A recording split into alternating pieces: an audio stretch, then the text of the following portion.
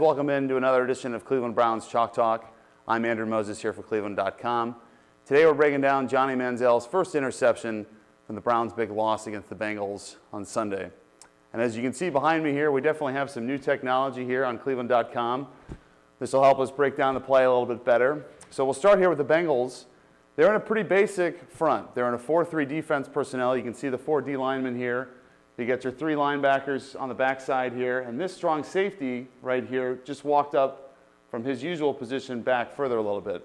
You got press coverage up top, still in man-to-man here at the bottom of the screen, but he's given Hawkins a little bit of space to get off the line here. So this was definitely a deviation from what the Bengals' usual tendencies are. They were a heavy blitz team coming into this game. It was clear from their comments after the game. They watched a lot of film of Johnny Manziel in his college career. The teams that had the best success against him were not teams that blitzed a ton, but were teams that usually rushed 4 or 5 guys, had very disciplined pass rush lanes, trying to keep Manziel in the pocket and not allow him on those passing plays when they break down to allow him to improvise, run around, and make some plays. So we saw that was pretty successful. They were able to get some pressure on Manziel, but most importantly, they kept him in the pocket throughout the game. So on the Browns side, another pretty basic vanilla look. You got a receiver at the top of the screen, the bottom of the screen here. You got a double wing formation in the backfield.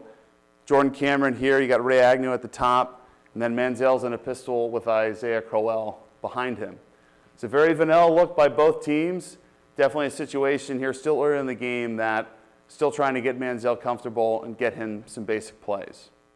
As we go down to the iPad here, we start with the Browns here on offense. They end up running a play-action fake here, and they do a nice job of really selling it. You have Ray Agnew coming hard right at the defensive end here.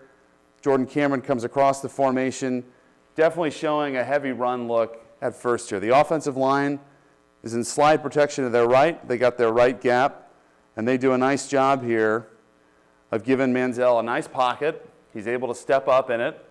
And the play-action fake, it works in the sense that these linebackers here, they all come up a couple steps here. Even this safety comes up a couple yards, creating a seam here behind the linebackers and this safety, a nice pocket of space in the backside of the defense here. So after Manziel does the play fake to Crowell, he comes in, stays in to block. Once Agnew has cut the defensive end, and these guys, the defensive tackle here, both these guys come upfield. This right defensive end does a nice job of getting some upfield pressure, but the right tackle, Mitchell Schwartz, does a nice job of walling him off and giving Manziel an opportunity to step up.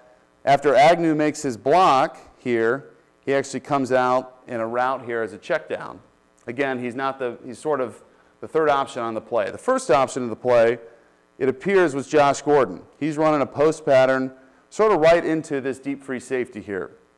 The corner does a nice job of staying on his hip, and basically it's pretty clear from the pre-snap read and as the play developed, you're running right into double coverage. That's not where you want to go with the football. Manziel does a nice job of seeing that and coming to his second option, which is Andrew Hawkins here. He runs diagonally here off the line of scrimmage. He gets about 12 yards upfield, and then he starts turning here on a deep crossing route. Now, with this corner playing off as far as he does, he's definitely open throughout most of this route. And the corner was sort of in his back pocket, definitely a couple yards away, where in this situation, it seems like it's a pretty simple read. There's no blitz.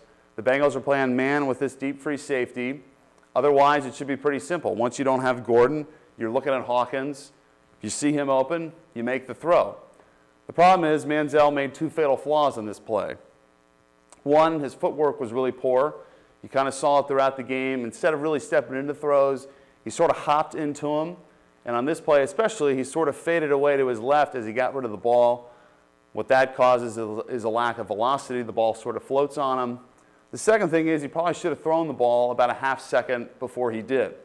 Once he saw, after the play action fake, once he saw Gordon was covered, Hawkins is your second read. It was obvious he was open for the majority of his route.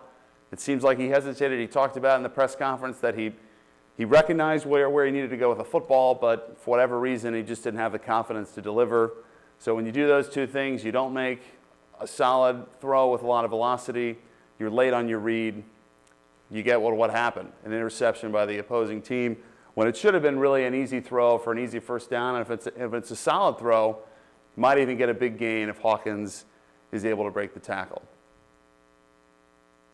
Now, a lot's been said this week about Johnny Manziel's struggles in last Sunday's game against the Bengals.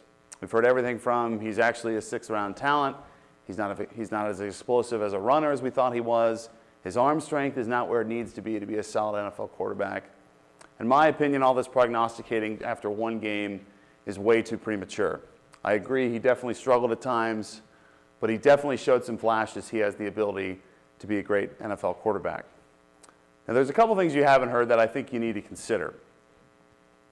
If you ask any player, having your first start in a game where it's the 14th game of the season, you haven't really taken any meaningful snaps in over 3 months since the preseason, your first start is in a rivalry game, and it's a rivalry game where both teams know a win really keeps their playoff hopes in good shape, where a loss would be a huge hit.